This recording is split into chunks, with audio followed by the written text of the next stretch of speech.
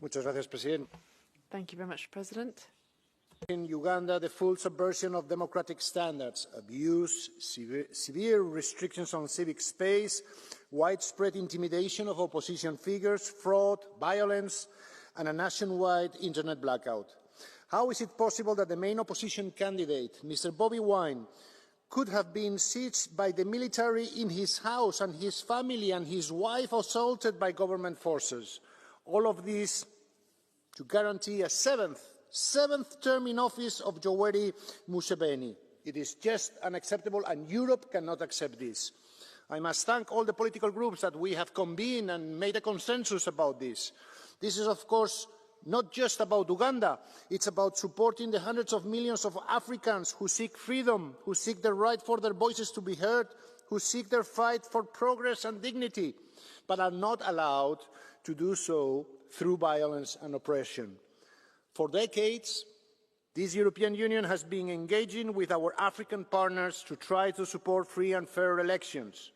I have myself participated in electoral observations on the continent, and I'm very much aware of the challenges. But we need to do more. We have the means to do more, because today it is Bobi Wine in Uganda.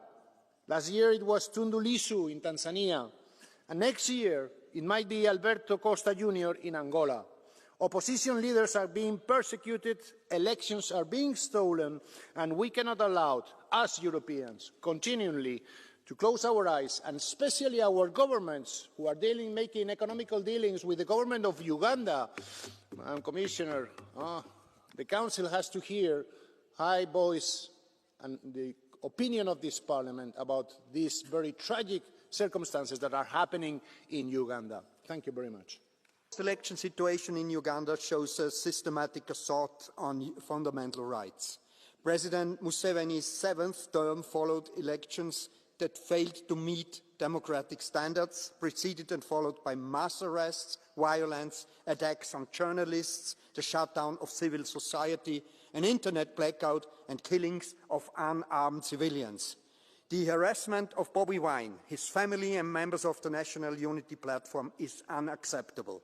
The European Union must act consistently to end immediately all violence, threats and the arbitrary detention of opposition politicians and their supporters. We are deeply alarmed by reports that the regime has publicly threatened to kill opposition leader Bobi Wine. All these are not isolated incidents. They are acts of terror which are meant to silence an entire opposition.